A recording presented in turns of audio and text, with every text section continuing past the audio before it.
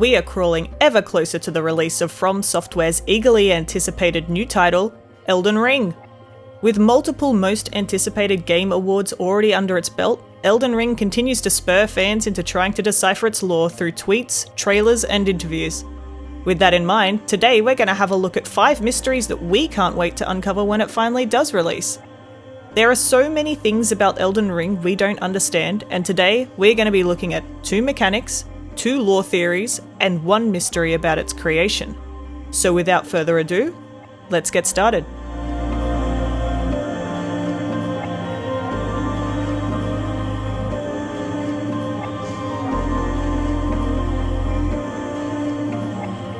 Number 1. Scarlet Rot. If you've yet to hear about the Scarlet Rot headed our way in Elden Ring, then steel yourself for the upcoming dread we are about to impose upon you. All FromSoft fans know that somewhere along their journey they will have to deal with a poison area. It's a staple of the studio, from the Valley of Defilement in Demon Souls, to Blighttown, Harvest Valley, and Farron Keep in Dark Souls, Yosefka's Clinic in Bloodborne, and the Ashina Depths in Sekiro. And FromSoft veterans would be remiss to think that they wouldn't make a show in Elden Ring. And luckily for us, or unluckily, this can be confirmed by a Game Informer interview with Elden Ring director Hidetaka Miyazaki himself. Along with stating that he simply can't restrain himself from making the poison swamp areas we've all come to fear, he also teases us with a new displeasure, Scarlet Rot. Described as something especially horrible that exists and persists in this world that is separate a little bit from poison or toxicity, Miyazaki certainly paints a bleak picture that he hopes we can look forward to. The main understanding of Scarlet Rot right now is as a story feature, and Game Informer mentioned that the rot is referenced to multiple times throughout the gameplay, even speculating that the Scarlet Rot is why many characters are covering their faces within the game. We can see what might be rotting on characters like Malenia, Blade of Miquella in the trailers, with her non-prosthetic arms showing mottling, greying, and cracking, which even extends to her face as we can see in statues cropping up around various game retailers. We've also seen rot used as a descriptor for an affliction affecting our NPCs in Sekiro Shadows Die Twice, with the dragon rot adding an extra incentive to die as little as possible, lest our progression through NPCs' quests be hindered by their illness. However, with Miyazaki mentioning it alongside poison swamps, it may be something that players will have to deal with as well. In an Alt-Car article from late 2021, we see red rot listed as a status effect with the description, "If you are in a state of red rot, you will take continuous damage," which would support the theory that it will be something for players to contend with on their journey. Could we see an affliction in Elden Ring that affects both us and the NPCs within our world? And could our interactions with Scarlet Rot change how these NPCs experience their illness? Number 2. Immortality. Immortality and extended or renewed life has always been a focus of FromSoft games, and it seems Elden Ring will be no different. The FromSoft games have always been able to weave in the rebirth of our characters and our enemies very tightly within the lore of their games, and it is often a source of conflict in the world that was, before our journey. In Elden Ring, we know that the Rune of Death was stolen, which marked the beginning of the fall of the demigods. But with the Rune of Death removed, no one could die, and thus we and our enemies are thrown into a loop of endless respawn. We are titled Ye Dead Who Yet Live, and this supports the theory that with the rune gone, none can descend into their eternal rest. But we also see through item descriptions that people had been trying to escape the finality of death before the Rune of Death was stolen. In the description of the cracked pot, a crafting item, we read, "A remnant of bygone research into eternal life. This empty pot somehow mends itself when broken." These self-mending pots return themselves to your inventory for more crafting after use, and whilst it may be a simple lore explanation for some quality of life gameplay mechanics, we don't think so. Describing the research as bygone leads us to place their creation before the loss of the Rune of Death, when people still strived for immortality without knowing its maddening detriments. Could the same people who conducted or funded this research be the ones that stole the Rune of Death? Only time and more in-game item descriptions will tell. We may also be able to glean more about the experimentations with immortality through NPCs. One in particular comes to mind, Potboy.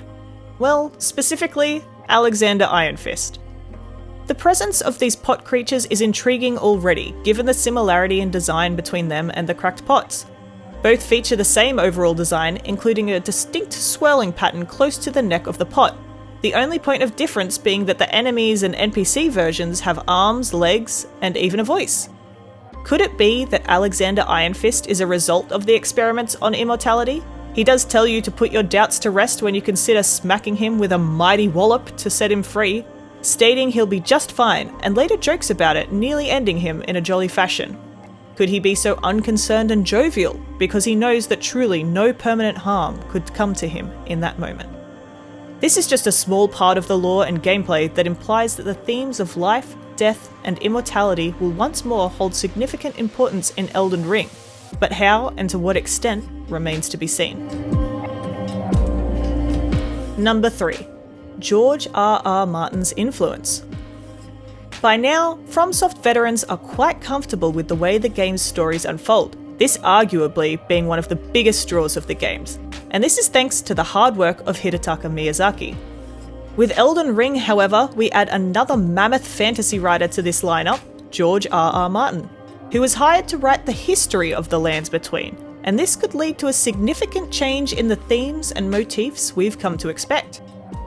Luckily for fans, Miyazaki seems to be incredibly happy with the outcome of this arrangement, stating in an IGN interview that after a lot of these conversations, it was just like speaking with an old friend. But what does that mean for the archetypes we've come to expect in our favourite games? Many of the themes across their multiple shared properties overlap. High fantasy, political intrigue, and scattered seeds of deeper lore can be found throughout both writers' works, but there still lie significant differences between the two. Martin's writing focuses more on human dramas and realities, linking conflicts to things we are familiar with in our own everyday lives, a bit more than Miyazaki, who tends to focus on more twisted, fantastical, or philosophical themes. Figuring out which parts of the lore stem from Martin versus Miyazaki will surely be an incredible journey that will help bring insight into the game's mythos in the future, although it also won't be easy. Miyazaki has recently commented the following: "I think if we get a chance to show Martin, and if he gets a chance to see the game and see these characters, I think he might be a bit shocked." He also extrapolates on how the team interpreted Martin's creations and distorted them into inhuman monsters. So perhaps Martin's mythos and Miyazaki's current setting will be so deeply warped together that they are indistinguishable from one another. Or perhaps we will see a distinct moment that harkens the downfall of the character's humanity, and through that, mirrors the switch in creative vision. Number 4. Arcane. If you have a keen eye or were lucky enough to play the closed network test, you may have noticed an unexpected stat in the character's leveling screen: Arcane. Arcane isn't new per se. We've seen it before in Bloodborne, where it affected your discovery rates and elemental damage done by fire and bolt items and from blood gem infused weapons. We can only assume it will be similar in Elden Ring, but we just don't know for certain. The Elden Ring wiki lists Arcane as an attribute governing discovery and as an attribute for scaling sorceries and incantations. But with weapon infusion and scaling being somewhat tied to the Ashes of War, this could make the stat overly complicated. Due to this, there are many speculating Elden Ring may use arcane scaling for blood-related weapons and spells, tying it back to its Bloodborne roots. We can see in the trailers that some weapons use our own character's blood to release insane attacks that greatly improve both damage and range, Reduvia being one of them, and there is also a glintstone sorcery entitled Briars of Sin, which summons a wall of thorns made from your own blood. Whilst neither Briars of Sin nor Reduvia had arcane scaling in the CNT, it is possible they removed them from all weaponry to keep its relevance a secret, as nothing in the CNT really connected with arcane scaling at all. Another theory is that Arcane will help with the scaling and power for Ashes of War and summons. This would be a great way to keep these methods relevant, as they have no way that we currently know of to be upgraded. It could be hard to keep the balance of summons and ashes from early game areas in endgame content, given that they are only equipable items. If arcane scaling attached to or affected these methods of combat, we could see great build variety in the late game, with multitudes of spirit, ash, weapon, and spell combos to be created. Arcane is also listed as a scaling effect for death resistance. Death resistance is said to give you more time until the instant death meter is filled, and also lessens your chance to succumb to instant death from a full death gauge. This seems similar to Curse from previous installments, although how it will be implemented is still uncertain. Number 5. The Sky Temple. One of the locations fans are looking forward to is the rumoured Temple in the Sky.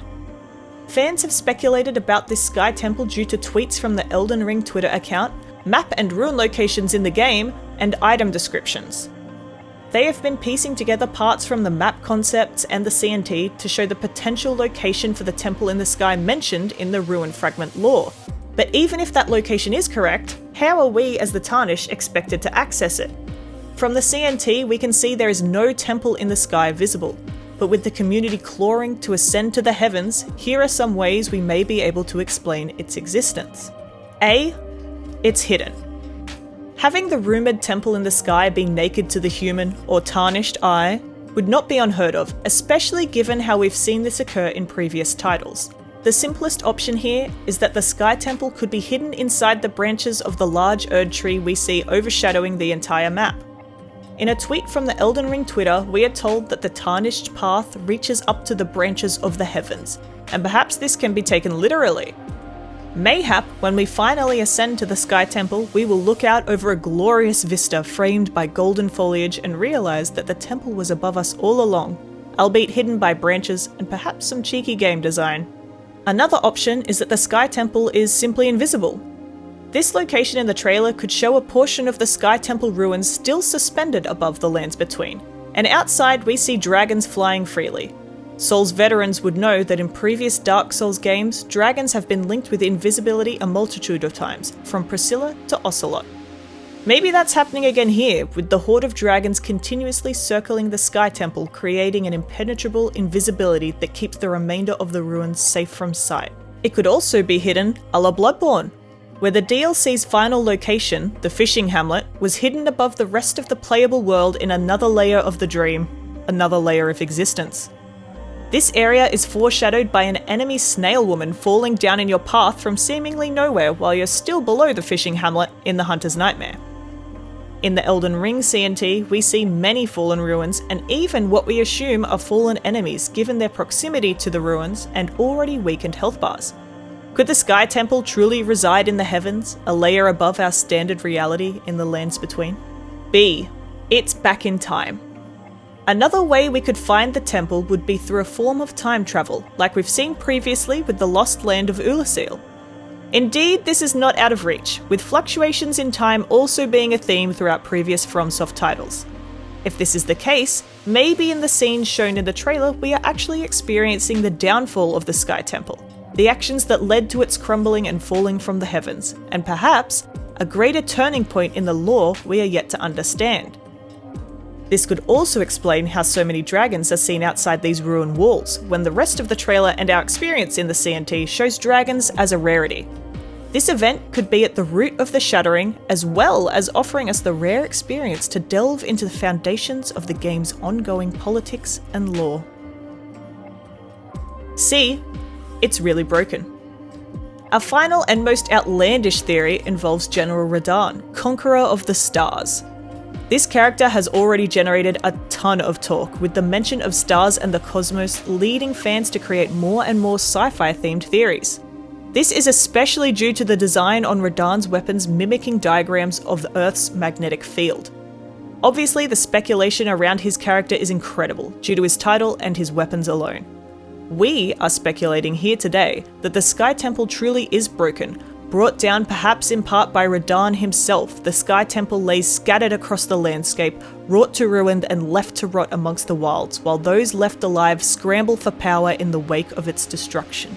Or perhaps, with Radahn's help, or maybe just his weapons, we may use his magnetic proclivities to recreate the Sky Temple from the scattered ruins, drawing together all manner of aberrant horrors that may have lain dormant or trapped for centuries, creating the ultimate amalgamation of pain and a truly magnificent dungeon to explore. Well, there you have it. 5 mysteries that we can't wait to uncover when Elden Ring is finally released into our hollow hands on February 25th. Let us know what secrets you're dying to uncover in the lands between by commenting below. And if you like the content on this channel, please hit like, hit subscribe, turn on notifications, and maybe share this video with some fellow Hollows. Thanks for watching.